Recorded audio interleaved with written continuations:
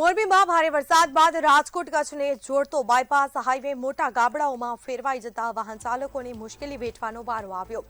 દર વર્ષે માત્ર માટી નાખી કામચલાઉ રિપેરિંગ કરાતા વરસાદમાં લોકહિતના નાણાં ધોવાઈ જાય છે। અકસ્માત અને વાહનોના નુકસાનના ભય વચ્ચે સ્થાનિકોમાં રોષ છે। લોકોએ કાગળ ઉપર નહીં પરંતુ યુદ્ધના ધોરણે ટકાઉ રસ્તા બનાવવાની માંગ કરી છે। રોડ લ્યો એ કંડલા હાઈવે જેવું કઈ આમાં છે નહીં।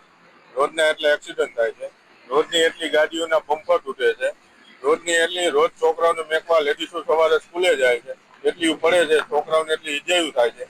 સામે આ જે ગણેશભાઈ ડાભીનો બંગલો છે, કોર્પોરેટર છે અત્યારે મોરબી મહાનગરપાલિકાના, જેનું મેયર પદમાં નામ હતું ઈ કોર્પોરેટર છે। ઈ કોર્પોરેટર આજની તારીખમાં એના વિસ્તારના ફોટા મોકલાવે છે, ખાલી એક કુંડી અસર કરે એના।